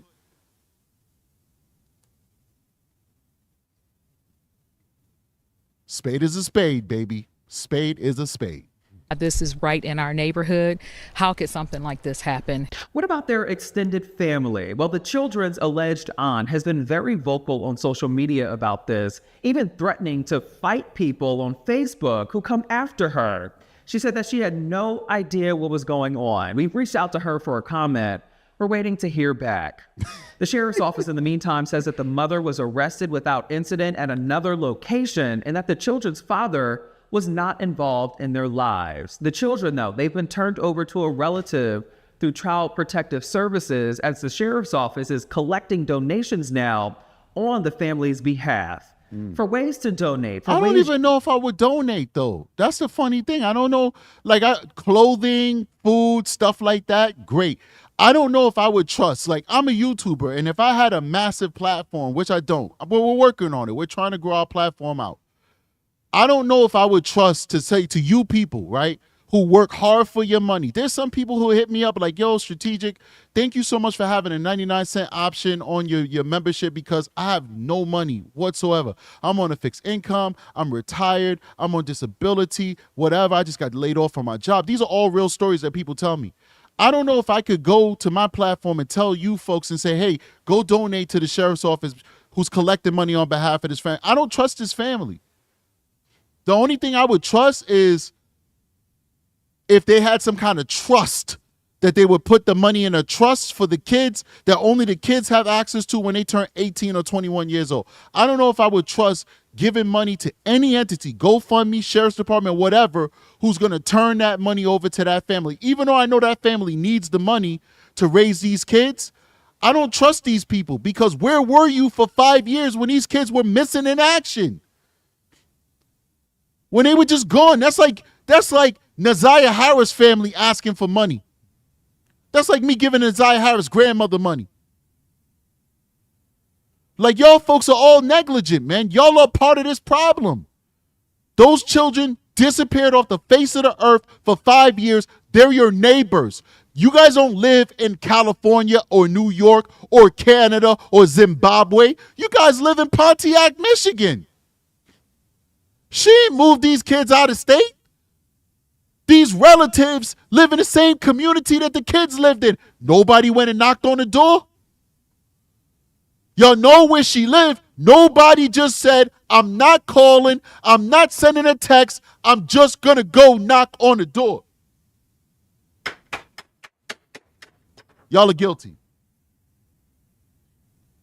Order in the court. You're guilty. None of them decided to go knock on that door. And now we should give them our money to do what? So 5-10 years from now, we find out that those kids was neglected again. And all the money that we gave, the $200,000-$400,000 that we raised and sent to this family, that they used it and squandered it on somebody else. I'm good. Tell me that those kids got a trust that we could donate to, that the money's going to specifically go into an account that only these kids can access when they're old enough to access it. I'm with that. I'll donate some of my money to that. But I'm not sending nothing to these insane people. Tell me those kids go to a foster family that is trained to deal with kids who have experienced the trauma that these kids have dealt with, and we're raising that money to give to that foster family who's going to raise them till they turn 18. I will donate to that foster family, even though foster families can be evil too. They haven't done anything to those kids yet. But I know for a fact from what I've seen in this case, at least my opinion, not for a fact, but from what I've seen in this case, that this family did not care to look for those kids. This family did not look for those kids. So I am not sending one dime to them. Not one dime. Anyone else keep going? You can help. Visit our website at theshaderoom.com. For TSR Investigates, I'm Justin. All right. Thanks, Justin. Let's go ahead. This is Pontiac. It's Pontiac. It's got some dangerous places. That's the whole city of Pontiac. I guess it's called a city. I guess it's called a city. I don't know. Is it a town of Pontiac? It's probably a city. I've heard it before. It's the city of Pontiac. It's got some bad areas, apparently. Let's see. Let's see if we could put in the address. What's the economics and the demographics?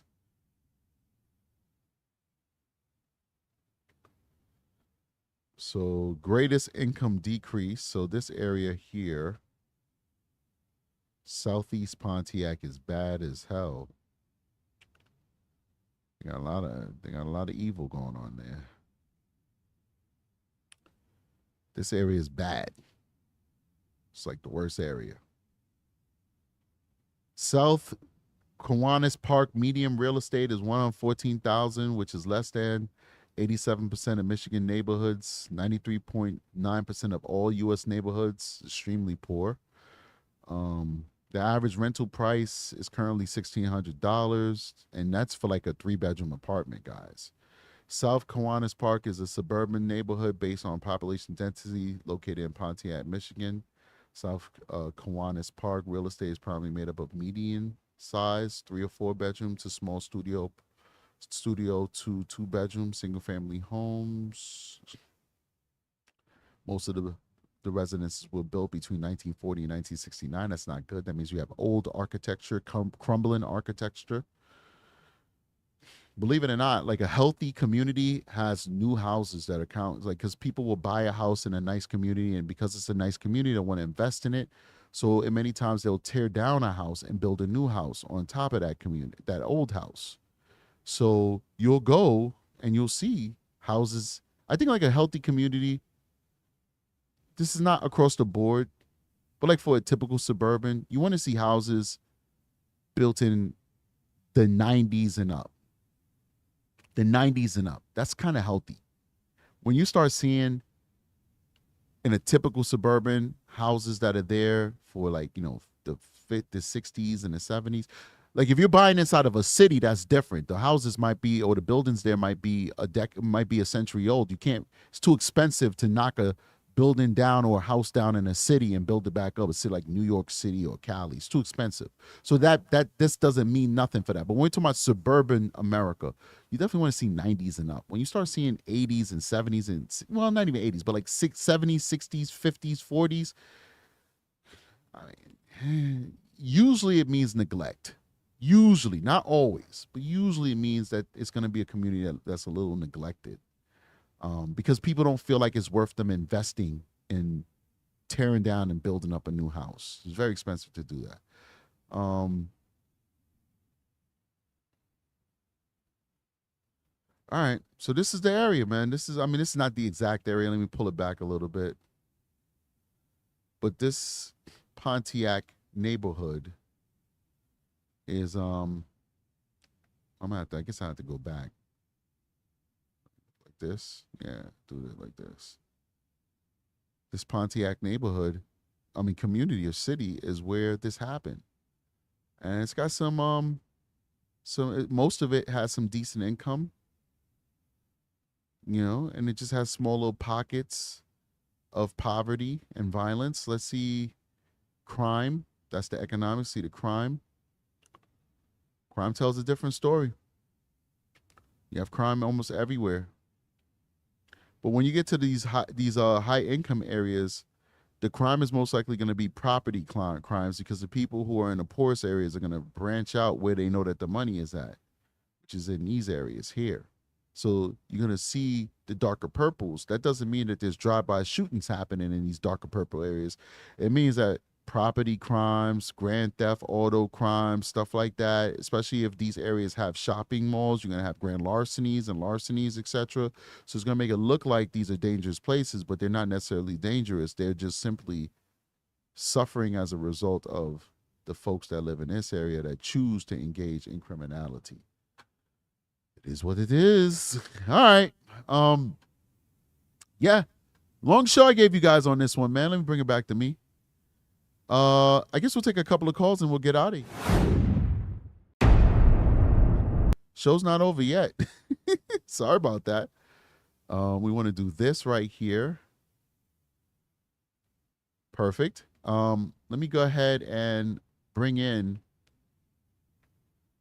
that out. Carter. Sorry. Everything is screwing up right now. Get all of this out of here. Oh, boy. That's what he's doing, ain't he? Lord have mercy. Tomorrow we're going to talk about some of these motions from Stephen Stearns and something interesting that I saw on Reddit. We're going to talk about that. Very interesting stuff. So I look forward to having that discussion with you guys. So look out for that conversation. See you guys on that day. Tomorrow we'll talk about that. Big shout out to everybody who's joining me today. Please hit that like button. Hit the like button, support the channel. The lines are now open. Let me go ahead and get that phone number for you fine people. I want to hear from you. Talk about whatever. You guys know how we do. We can talk about the case at hand, or you can talk about whatever you want to talk about. Just keep it respectful and be mindful of time. You know, other people are trying to call in. We don't want to monopolize all of the time of the show. So please call in 518-639-6283. 518-639-6283. Look forward to hearing from you guys. We have over 500 people watching the show right now. Some people don't like the call-in show, so like you will see your numbers. I was like at like 550, 560, and then I'm like, all right, guys, let's do the call-in show. They're like, yo, we're out of here. Hate this part of the show. I think it's my most fun part of the show, the call-in show. So I love to hear from you guys. It's a great opportunity for you guys to engage with the show. Not that many show does this. It's not something that's easy to do, to take calls from people. Then you never know what type of call you're gonna get. Might get somebody cool, might get somebody bad. So it is what it is. But yes, the phone lines are open. 518-639-6283. 518-639-6283. Call in and let's have a conversation. Let me go ahead. I want to pin this. I can't find where I wrote the phone number. I'll just write it up again. Let's do it. Paste that up, and let's go ahead and pin that. Perfect. Phone number is pinned. So call in, people. We're waiting for some calls. If you guys don't call in, we're going to definitely call it a day. I saw some comments. I wanted to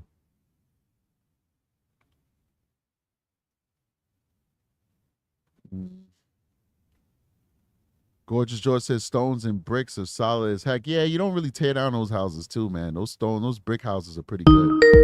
What's up, caller? Welcome to True Crime and Strategic. What's your name? Where you calling from? Hi, yes, my name is Tish. I'm in Southern California. Hey, what's happening? How's the weather out there? Hey, today it's pretty nice. Yeah, Good. pretty nice. It's low 70s. Beautiful. So that's great. What you got for me? Well, I was just, I know that this call is, the show is about something else, but I just wanted to say happy heavenly birthday to Maddie Soto. Sure, absolutely, Yesterday man. was her birthday. Absolutely. The good call. I think her birthday was yesterday, but I think so. definitely, Maddie's birthday, man. We had a very powerful show yesterday. I lost my mind. I don't know what was wrong with me. Got pissed off about a lot of things, but happy birthday, Maddie. Appreciate you. Yep, Anything else? definitely. Thank you so much. No, that's all I really wanted to say, and thank you so much for your coverage. No problem. You have a great day. All right.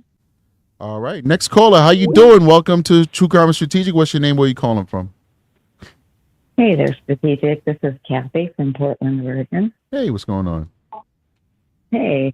Well, it's nice to see some true crime channels that are really good to watch. I was into it back in the 70s where there was like one little bookshelf at Barnes and Nobles, with any kind of interesting information. And I always just wanted to know why people do what they do.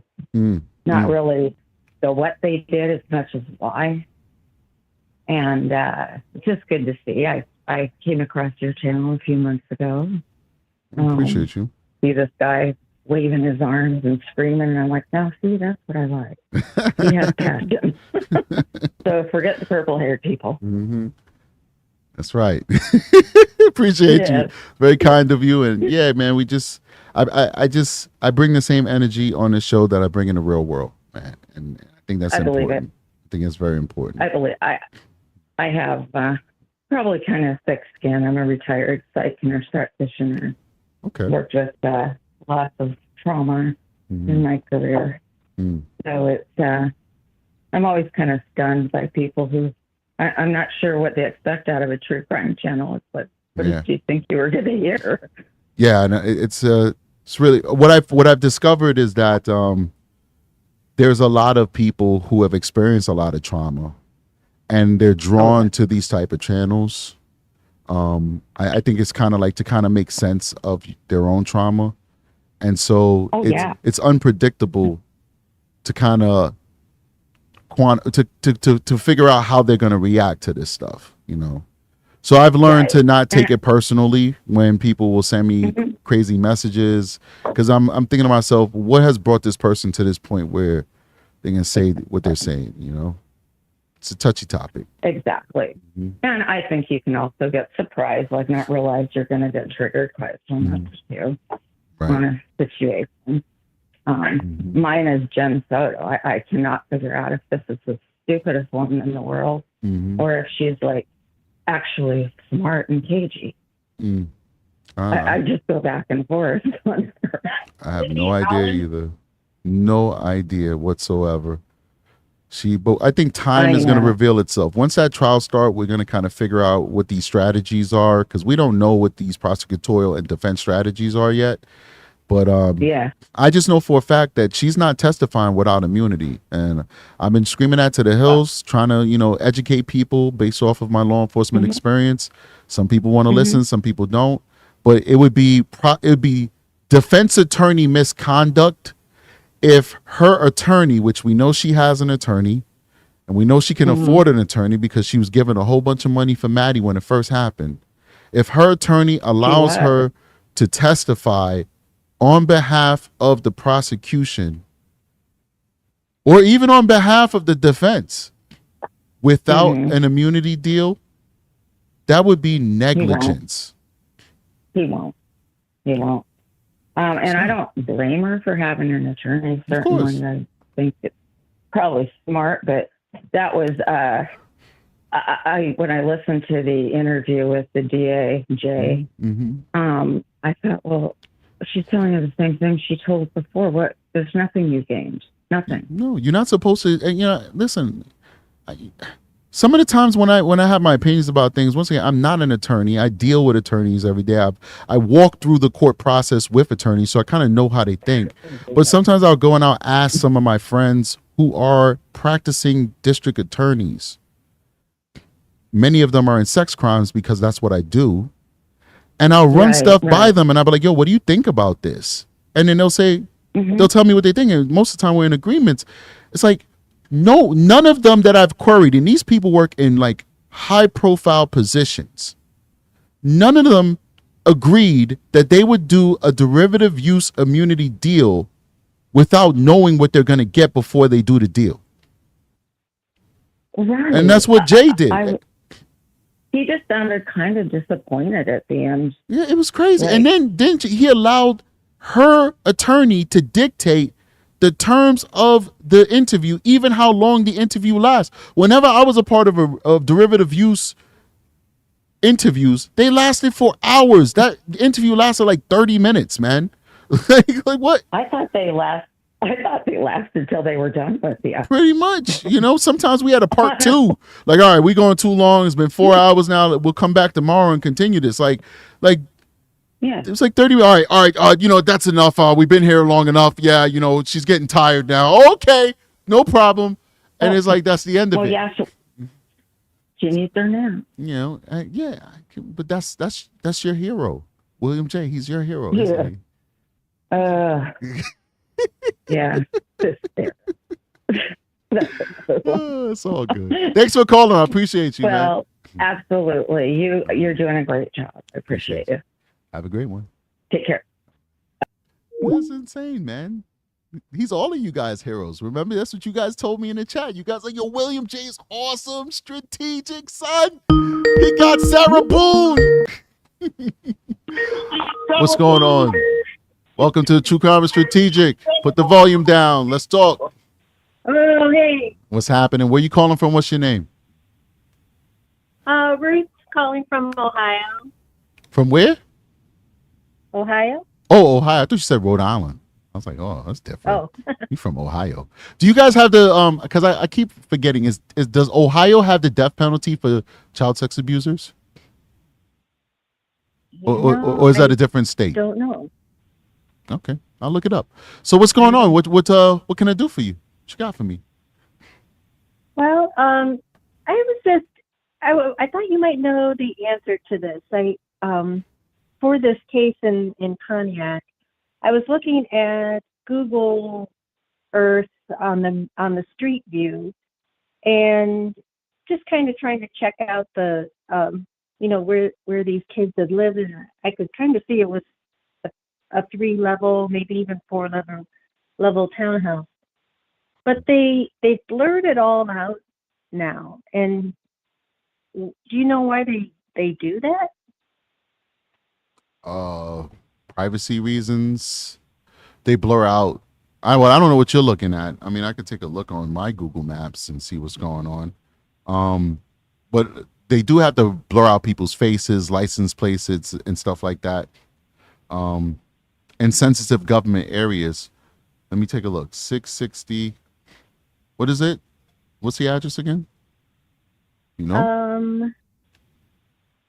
Sorry. I just have the Lydia Lane. All right, that's it. So it's 660 Lydia Lane. It's not blurred out for me. Huh. You got the Chinese version. That's what the problem is. She got the Shanghai maps, not the Google maps. But nah, it's not blurred out. I'm looking at it on my phone right now. It's totally visible. And yeah, there's no cars on the street. Well, there are some cars. They've got the license plates on the car blurred out, but not the address. Yeah, they blurred the whole townhouse, the corner townhouse out on mine. So wow. Maybe I looked at it too long or something. Yeah, they're like, who is this lady? Yeah. Let me see some.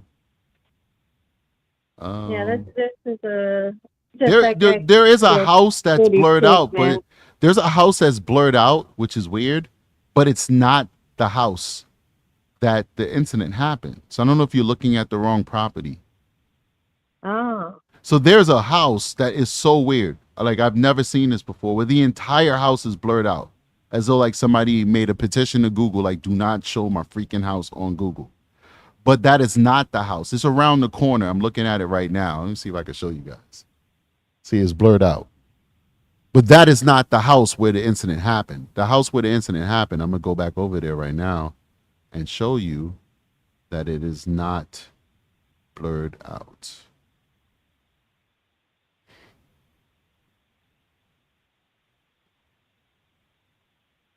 So that's a house where it happened and it's not blurred out. Got anything else for me? Okay. No, I was just trying to make sense of it. So. All right. Yeah. Well, we'll make All sense right, of it have a great together. day. You too. Peace. Yeah. All right. Interesting. Listen, it was an interesting request that she made of me, but I actually saw something interesting. I never seen that before. They blurred out a whole house. What's up, caller? Welcome to True Crime and Strategic. What's your name? Where you calling from? Hi, my name is Dawn. What's up, Don? Where you calling from? Boston. Boston. I was in Beantown a couple months, like 2-3 months ago, maybe a little bit more. I don't know, for a case. Oh, That was really interesting. Yeah. And then I went and had a what do they call it again? A Wahlburger. That was interesting too. Yeah. So what you I got was for me? disappointed. Okay, so my heart is so broken for these kids. Okay. You know, I have 4 daughters and 1 son, raised them all by myself. Okay. And I know how hard it was, but it was also easy because all they had to do was love them and show them compassion. You know, I didn't have a lot of money, but I'm grateful for that because I think if I had money, I would have been like paying other people to raise them, you know? So I was very blessed to be able to raise them myself, you know, and I have 5 of the best amazing kids. But my heart goes out to these kids, you know, Neziah and all of them, you know. What hurts me the most about Neziah is that she really loved him. She fell in love with Jarvis. I don't think so. I disagree. And I remember that. I disagree. You disagree? I mean, you can believe that, and I'm definitely not going to shame you for that. But that child did not know love. That child was groomed, and what she thought was love was not love.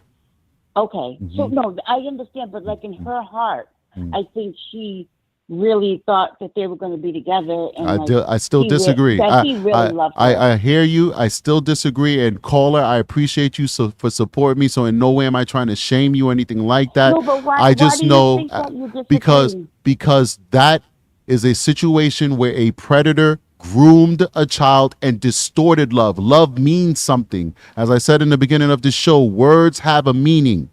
And I cannot attribute true love to a predator brainwashing a child and abusing a child and distorting what real love is and saying that child felt that in their heart. They did not.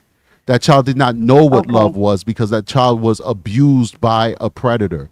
So I have to make it clear because what we're talking about is an abomination. We're not talking about what real love is. But I hear you. If you believe that, fine. I'm a pro telling you that. So I'm coming from it from a perspective of somebody who deals with this in his daily life as a profession, and that's why I look at it that way. But I'm in no way looking down at you for misconstruing that as her thinking she was really in love. Yeah. Okay. So because when I heard. Did I lose you? Oh no, I can still hear you. You just cut off for a little bit. Go for it. Oh, okay. Well, one of the reasons why I want to call because I love you and I love what you're doing. Sure. And I have so much respect for you, and I thank you for your service working. I appreciate you, man. On the streets, you know, because I know how hard it is, you know, and I see. I have a couple of kids that live with me right now that have no mom and didn't have a mom growing up, and they were in high school. Homeless. Right. There were so many homeless kids in high school, you know, because when kids get to like 16, 17, they think they're grown and their parents kick them out, you know, so, but I appreciate you. I love what you're doing. I love supporting you, and keep doing what you're doing. You know, I have, my heart just breaks for like all of these girls, you know, and these kids that were in that house. I can't even imagine, you know, like, just the stuff they had to go through. And I think I did hear that they were going to make a trust fund so nobody can touch the money but them when they turn a certain age.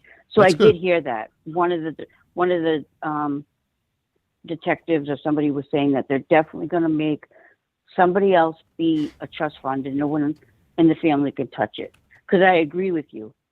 I think they're going to abuse those kids again by taking their money, you know? Right. So, right, like man. you said, nobody came knocking on the door, you know, and all of a sudden, all these family members come out of nowhere, you know, and it's like, where were they, you know, and it just, you know, just really sad. Well, thank you for calling. I really appreciate it, man. Thank you. All right. You're welcome. What's going on in Detroit, though? Why is so many kids in Detroit's really bad? I have no idea, but I want to go to the next caller. I appreciate you. All Thank right, you. honey. All right. Thank you so much. All right. Sorry about that. We do have to keep the show moving because people want to call in and, you know, I hate to do this. It feels weird because it's like people call in supporting you and you want to show them the most love you can and let them talk as long as they want to talk. But at the same time, other people want to call in too. And then we also will be here for like 5 hours. But that call was very nice. And I felt really bad correcting her, in my opinion, at least. It was a correction. She can have whatever opinion she liked. But to me, you can't say that a child really loved their abuser, because what they exhibited was not real love. You know, if you look at the text messages that this little girl was having with this man, where he's like, yeah, you come over and blow me and all this stuff, that's not love. I don't talk to my wife like that. I don't talk to any of my girlfriends that I've had in my life like that. Yo, I'm coming over, you're gonna suck me off. Like, come on, man. Like that's how this guy was talking to this child. She didn't know what love was. She's been abandoned her entire life. She's been treated like a piece of meat and abused by men. I believe other men in her family has abused her too. She did not know what love was.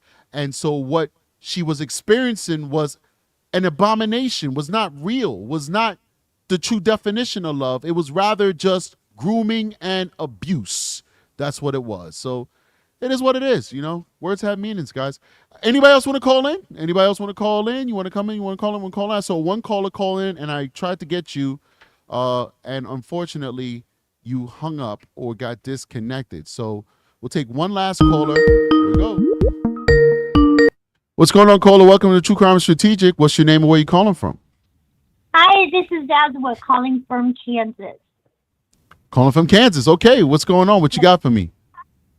Is this an open call in? Can I ask about anything? Yeah, you can ask about anything as long as you're respectful. Go for it. Oh, of course. A year and a half ago, my house was because my neighbors called the police and said that, well, they saw. Hold on. Before you go any further, you said your house was something, but then I couldn't understand what you said. What happened to your house? Oh, it was searched. Okay, go for it. Searched because there was a Facebook post, and my neighbor, who doesn't like me, called and said it was my car. The issue is I never got a warrant.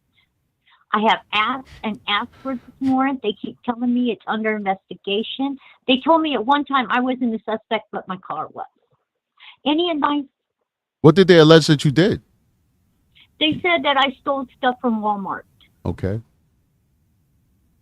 Who said that? Walmart said that, or your neighbor? No, they posted a picture of the car that had done the stealing at Walmart, and it was like mine. So my neighbor saw the Facebook post and turned me in. So who's the complainant? Is Walmart the complainant? I guess. Because, I mean, your neighbor can't be a complainant for a third party. The complainant has to be the victim. So she basically gave the tip. She said, I saw this. Walmart and the police is looking for this car. And I see this car. This car belongs to my neighbor. I believe that that's my neighbor. Yes. Right. And then the police came and searched your house. Now, first of all, I'm not here to give legal advice. I'll give you my opinion, but I'm not giving you legal advice, right? That's number one. Okay. Number two, you should have an attorney. If you feel like your house was illegally searched, you should get an attorney. Your attorney will be able to solve this in 2 seconds. Your attorney would be able to request, to FOIA requests, the search warrant, all that stuff is public record, and they'll be able to see it. There's a lot that comes into a search warrant. Like, first of all, you can't just search somebody's home because the make and model of the car is the same that was seen in a picture. They have to have the license plate. They have to have video showing you loading up the car with the stolen goods. They have to have the proof showing that you stole the stuff from Walmart and pushed it in a cart, walked past all points of sale, then put the stuff into your car, then drive your car to your house, video from your neighbors showing you unloading the stolen merchandise into your house to be able to say that that's where the stolen goods is at for them to execute the search warrant. There's a lot that goes in with that stuff. So listen, you're an internet person. I don't know who you are. All I know is what you tell me. Of course, I don't believe nothing you say because I don't know you. But if what you're saying is how it happened, then you might want to get an attorney, because it doesn't sound like that would be a authorized search that a judge would sign off on. No one will take the case. I tried. No one will take the case because it's against the sheriff's department. I don't know. So anyway, I thought maybe you would have an idea, that could help me out, because, like I said, it's been a year and a half, and. Like I said, right. you should have access to your search warrant, and you should be able to request it I don't know what I don't know kind of lawless land you're living in over there. Kansas. Kansas. Yeah, you need to sell everything and get the hell out of Kansas. It's like, what is happening here? So. They don't have a constitution out there. But listen, I do real talk. Like, whenever somebody tells me that no attorney wants to take up a case, it's a red flag for me, because I don't know what attorneys wouldn't want to take up a case that they would hear the facts for and say, all right, this is a slam dunk case, so that's really weird to me. I don't know. It's really weird to me. I appreciate your time. All right, no problem. Thank you. you. So much. All right. Bye-bye. I mean, listen, it sounds kind of fishy on all sides. If it's what she says it is, then they unlawfully search her home. But there's always going to be, listen, when you're talking to a detective, there's always, I don't believe anything anybody tells me unless I can verify it with evidence. And that seems very fishy on all sides. It seems fishy the way she's telling the story, because that's like a serious violation of her constitutional rights if they just searched her house like that. And it sounds fishy that no attorney wants to take up her case. That doesn't make any sense to me. But it also doesn't make any sense that they could just search her house like that. So it's like, okay, somebody's not telling the truth. I don't know, because all I know is what some random person told me who called the phone. But that doesn't make any sense. It sounds very fishy. Whatever, it's very interesting. Thought exercise. I love it. Lisa says, if no attorneys will take your case, it's because you don't have one. I don't know. I can't say that. I can't say that because I don't have all the facts, but, attorneys like to get paid. You know what I mean? So, I mean, it is what it is. Do we have one more call? I'll take one more call if anybody wants to. But please keep in mind, I'm not giving anybody legal advice here. I give you my opinion, but, it's hard to give anybody true advice when you don't have the full story. So, Nonska Mercedes says, hey, Strategic, I got a parking ticket for parking in my neighbor's living room. You need to call in. We need to talk about that. I'm sorry. Oh, hilarious. All right, guys, I'm out of here. We had a great show. I'm over here destroying my studio. We had 1 hour and 56 minutes. I gave you guys a long show. We had a great time. I really appreciate all the callers who called in. It's a very sad topic here. So please make sure you hit the like button before you get out of here. We got 394 likes. We had like upwards of 600 people at one point. So please, can we at least get to like 400 likes? Can you do me that favor? They're already the purple hair people are going to demonetize the show already. So do us a favor, hit the like button, get us to 400 at least before we get out of here. Please know that our moderators do an amazing job keeping this space clean, keeping it a civil place for people to agree to disagree. So please consider giving some coffee to the moderators. I don't get that. If you donate to the moderators, to the coffee link, I will not see a dime of that. That is only for the moderators and the research crew. The research crew shares in that pot as well. Also consider becoming a member of the Strategic Eyes Show, True Crime with Strategic. It's synonymous to me. My show has been the Strategic Eyes Show for like years, and then we decided to do True Crime. So then we thought to ourselves, well, let's rebrand ourselves to True Crime with Strategic. So that's why you hear me say both. It is what it is. It's all Strategic Eyes, right? So consider becoming a member of True Crime with Strategic, and also consider becoming a Patreon subscriber, because we give exclusive content on the Patreon that we don't give to the members on YouTube. Why is that? Why do I even have a Patreon? Because YouTube constantly moderates me. YouTube is very evil to me. They're very unkind to me. And so we have to have a Patreon. Big shout out to Jaggy B with a $10 super chat. Says, oh, I'm so sorry I missed this live. I love you, Strategic. Love your work. Keep up the good work. Thank you so much for supporting me. It's very kind of you for doing that. We need that help. So anyway, guys, you guys are amazing. I see we have 405 likes. Thank you so much. Last thing I'm going to say, I'm queuing up the outro right now. The last thing I'll say is, for the people who are on the replay and the people who joined us today, the hundreds of people the thousands of people, because when the live is over, it's going to be thousands of people who have watched this. If you want to check us out on a replay and support the channel, please go into the comment section and just say something. Say where you're calling from, or give a thumbs up, a smiley face, whatever you want to do. that helps with the engagement on the replay for the show. So all the people who've watched this live, you've seen it already. I don't expect you to watch all 2 hours of it all over again. Just hit play, let it play for a couple of minutes, and make sure you go into that comment section and you say where you're calling from, or you leave a thumbs up so that we can get some engagement going for the show. That's all we ask from you guys, so that we can get to a wider audience. We can get to 100,000 subscribers. That's our goal. Hashtag YouTube goals is 100,000 subscribers. So that being said, I'll see you guys on the next one. Strategic is out of here. Peace.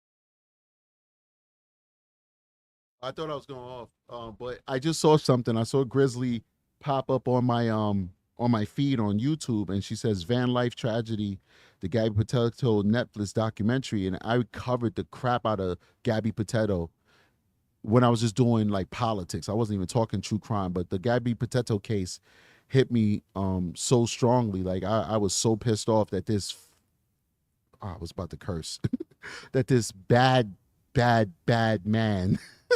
That's not what I wanted to say. That he killed Gabby Petito. He killed his girlfriend, man. So I'm definitely going to cover Gabby Petito. So look out for that as well. We will be covering Gabby Petito. They have the documentary. I'm gonna watch the documentary and we're gonna talk about it. All right. So I'll see you guys on the next one. Strategic is out of here. Peace.